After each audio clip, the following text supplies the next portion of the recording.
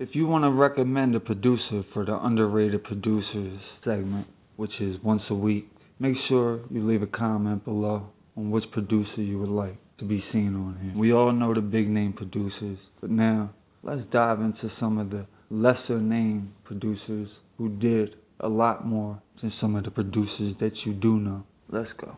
What's going on, good people? It's your boy, Michael P. Curran Jr., aka M-i-Corleone, the founder, Content by the Kilo, InnerVizion Productions, as well as Beats by the Kilo Music and Podcast Productions. Now this segment right here for underrated producers. And this week, our first week, is DJ Montay, who first produced 2006's Walk It Out by which went multi-platinum and defined the whole Atlanta snap era. And then in 2007, put out Two Step, produced by DJ Montay, and that went gold, solidified his place in Atlanta producer history. Then 2008, Flow Rider featuring T-Pain.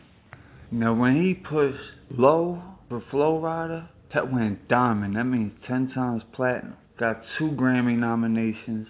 And then in 2009, he produced Flow Rider's Sugar, which hit the top 5 Billboard, and it also went platinum, along with 2010, Jeezy and chainz, Super Freak, on the Thug Motivation 103 album. Then 2010, he linked up with Gorilla for Twisted, a high-energy club hit featuring Lil Jon. But these days, you might know him for producing Glorilla's Hold On in 2024, and then he had a top 50 Billboard hit that went gold, along with the platinum I Love Her featuring T-Pain by Glorilla. And then we want to just talk about why he matters today as a bridge producer, because he was there for the big Records days when Atlanta was transitioning into a global powerhouse, and he's now a veteran mentor figure for newer stars like Glorilla. His ability to use classic hardware like MPC and synthesizers mentioned gives his modern tracks a thump that many digital-only producers struggle to replicate. A fun fact, he's been with DJ for 15 years, and it likely refers to the professional partnership with DJ which is one of the longest-running producing artist duos in Southern hip-hop. Full name Montay Desmond Humphrey, born December 4th, 1978, from Atlanta, Georgia. Career milestones and major hits. He's responsible for some of the most iconic Southern-style hip-hop tracks of the 2000s, and he even remained active with major hits in 2024. Walk It Out, like I said, was in 2006, and it reached platinum status. And then the remix featuring Andre 3000, Jim Jones, and Big Boy also went platinum. Then Two Step was certified gold, and the remix featuring T-Pain and E40. But then, the biggest hit of his career, Low, by Flow Rider, featuring T-Pain in 2008. That's the biggest hit of his career, as I said. Certifications for that song: Diamond in the US, 3 times platinum in Canada, 3 times platinum in Australia. I mean, it's just global success all over. He went gold in Germany and Denmark, platinum in Switzerland. And then he produced Sugar for Flow Rider the next year, and that reached number 5 on the US Billboard charts. It went platinum and went gold in Canada. The recent hits, like I said, Glorilla's Hold On, reached number 48 on the Hot 100, number 21 on the rap charts, certified gold. And then, like I said, I Love Her, featuring T-Pain, reached number 70 on the Hot 100, number 18 on the rap list, and is certified platinum. He also won a BMA Pop Award in 2009. He was nominated 2 times for Grammy for the Best Rap Song and Best Rap Song Sung Collaboration.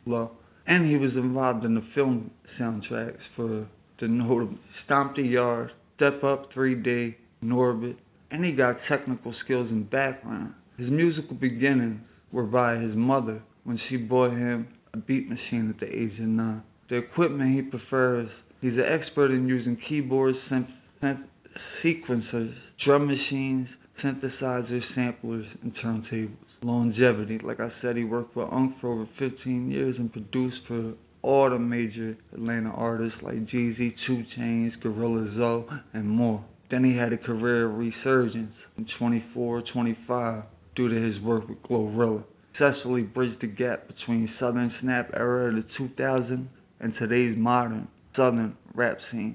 Montay is credited with bringing back the high-energy, club-ready Atlanta sound, which he pioneered, which perfectly complements Glorilla's aggressive delivery. He's often cited as a bridge producer. He was there for Big Records when Atlanta was coming into global powerhouse, as I said. We all know the big-name producers, Kanye West, Pharrell, etc.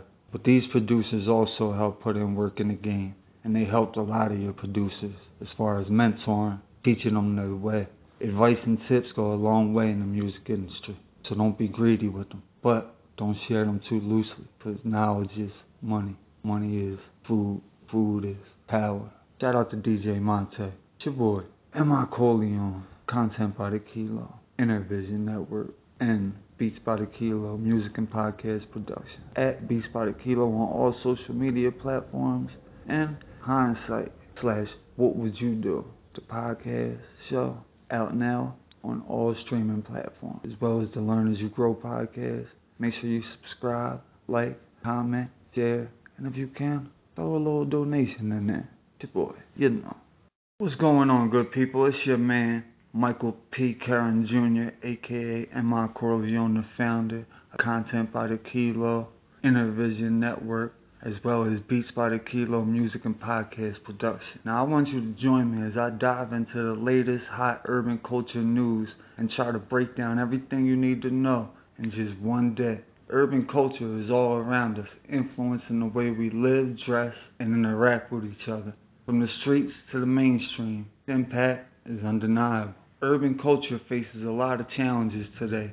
Gentrification is one of the biggest concerns, where neighborhoods that were once hubs for creativity and diversity are being priced out by wealthy developers. This not only pushes out longtime residents, but also erases the cultural identity of these areas. Culture appropriation is another issue that sparks heated debates. When aspects of urban culture are taken out of context and used for profit, it feels like a disservice to the communities that created the neighborhoods. It's essential to acknowledge and respect the roots of these cultural expressions. These issues matter because they affect the very fabric of urban culture. It's not just about trends or fashion. It's about the people and their stories.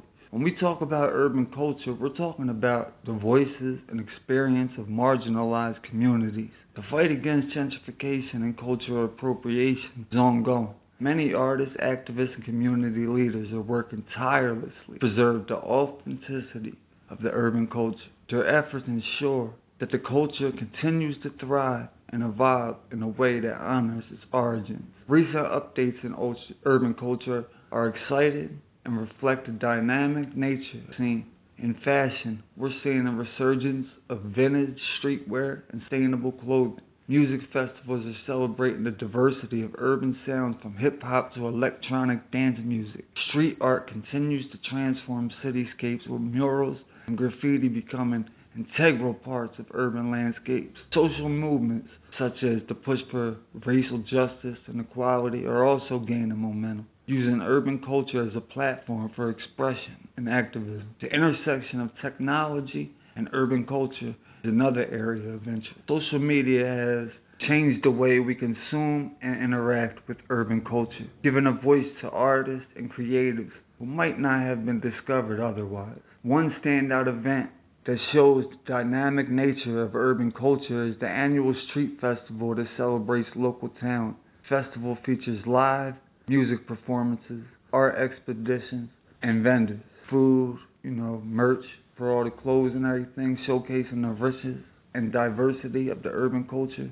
This event is more than just a celebration, testament to the resilience and creativity of urban communities. Despite the challenges we face, we're continually finding ways to express ourselves and bring the people together. We also highlight the importance of community engagement and support by coming together to celebrate the culture attendees and helping to preserve the essence and ensure the continuation of this culture. The energy at this festival is electric, with people from all walks of life uniting over the shared love of this urban culture. Powerful reminder of the impact that the culture can have on our lives and our communities. To wrap things up, staying updated on urban culture news is crucial for the understanding the world around us. It's a reflection of our values, our creativity, and our diversity. By engaging with urban culture, we're engaging with the stories and experience of people from all walks of life, not just yours. If you have any thoughts on the latest trends, I'd love to hear them in the comments below. Also, be sure to check out another video on my channel that dives deeper into the world of urban music, fashion, and its influence on the mainstream culture. Once again, Michael P. Curran Jr., founder, Content by the Kilo, InnerVizion Network. Subscribe, like, comment, and if you have it, donate. Greatly appreciated. You know, at Beats by the Kilo on all social media forums. The Learn As You Grow podcast on all streaming platforms, as well as Hindsight, What Would You Do? Podcast show. Be sure to sign up for the email list at www.beacons.ai/beatsbythekilo. That's www.beacons.ai/beatsbythekilo.